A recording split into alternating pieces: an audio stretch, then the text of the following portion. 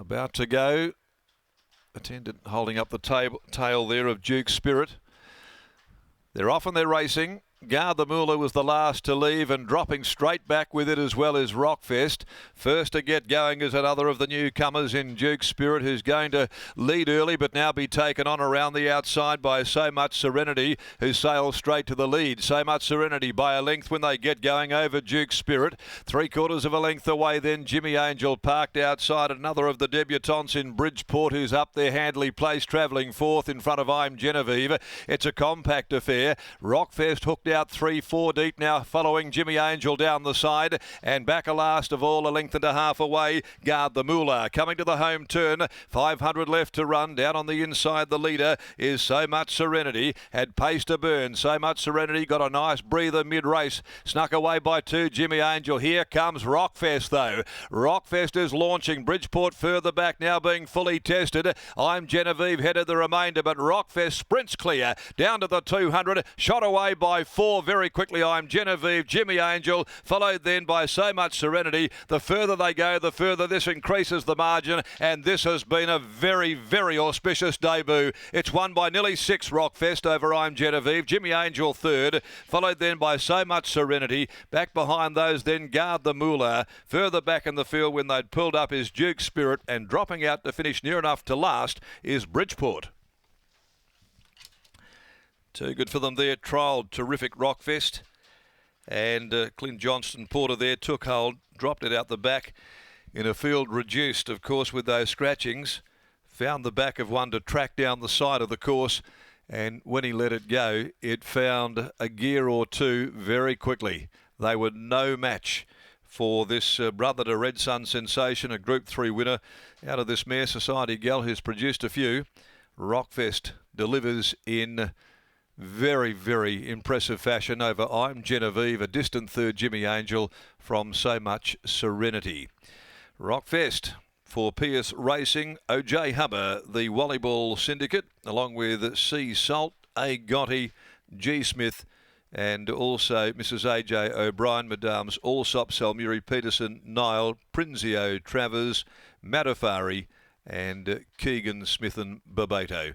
Clint Johnston Porter in the saddle, and it was a case of just stoking him up, making him work through the line. He was increasing the margin, and it finished up being 5 3/4 at the finish, 2 1/4 second and third in 1:13.40. 5 3/4. You like to see them win by that in the metropolitan area at their first start. So it signifies that he has got some talent, as he has been showing in trials this preparation there. Rockfest, will be hearing a bit more of him, no doubt, as his career continues to unfold. Much too good. Scoring in the third race for the day, beating 10 I'm Genevieve. Off that Kalgoorlie maiden victory, comes to town, beaten by, looks as though a nice one, by contributor out of Our Princess, Peter Fernie, Holly Knottle, and Jimmy Angel, a well-beaten third by Harry Angel from Bastaki for Russell Stewart, ridden by Chanel Cooper. Bridgeport just seemed to flounder back there, dropping out, and was amongst the last of them in. Race 4, the Lawn Pride Australia Handicap. Now this is restricted to fillies and mares, the Class 1 over 1200, and there are no scratchings. Plenty to like about what we just saw unfold here in the third of the day. Scotty, that's a smart performance by Rockfest. That's exactly right. Debuts don't get a lot better here at Belmont Park across winter. Ben Pearce gave him a good push pre-race, and look, Ben, I don't care what Big Cole says, you're a good judge. We've been getting excited every time I get off him. I tell everyone how nice he is. So, yeah, it's good. I kind of expected him to do that, but to see it happen is another thing. I think, yeah, it's some sort of debut. In some ways, it worked out for him there today. He was obviously able to settle back at the field. One of Rusty Stewart's got caught 3 deep, no cover, so he got a nice toe into it. But, gee, when Clint pulled him to the outside of them, he covered them so quickly and so effortlessly. Yeah, he did. Yeah, it was good to see him get that nice trail up into it, but we didn't have any plans coming into the race. We just wanted to let him feel it out and let Clint have a feel of him, and it went to plan. Obviously now there's some 3-year-old races that'll come up at Ascot pretty soon, should I say, in the grand scheme of things. How many runs do you give him before you maybe back off a little bit? Be nice to see him have 3 or 4 and get up to a staying trip. That's been our intentions the whole way through. We think he's going to be a really top quality stayer, so we'd be looking to try and have a good look at that this prep. Exciting to win a 1200 on debut if you're already talking about staying events. Yeah, for sure. But you look at him and he's got the make and shape of a stayer. He's got the good heart rates and his work at home. He just continues to improve throughout the work. So yeah, I think he's going to win some really nice races. Congratulations, exciting times. Well done. Thank you. There's Ben Pearce, who tipped us into this horse pre-race, and then post-race, Clint Johnston-Porter is going to tell us all about it. He did, Scotty. He's a good judge, Ben Pearce. Clint, well, they don't debut more impressively than that. He was able to round them up with ease, and he looks a proper animal.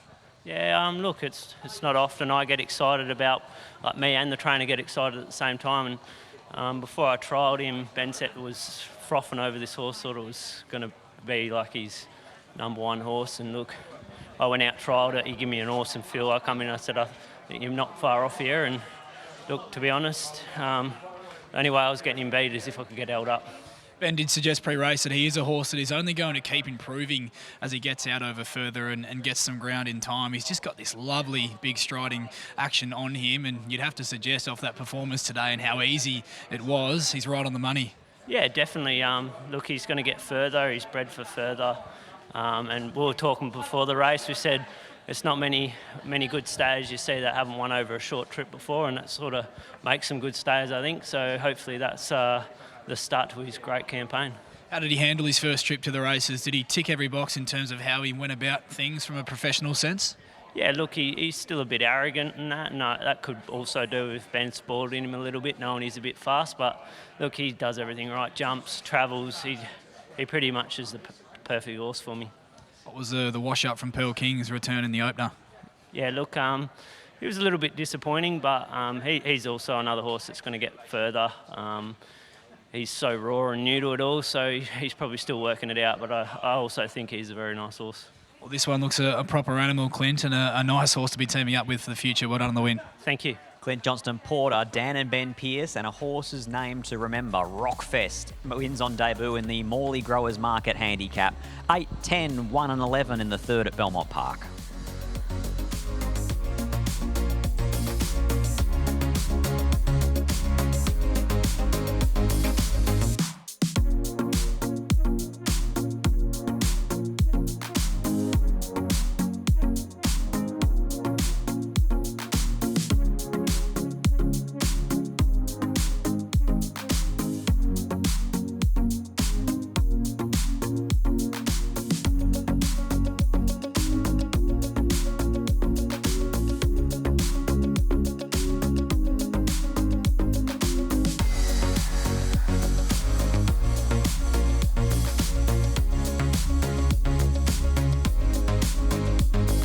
There of Duke Spirit.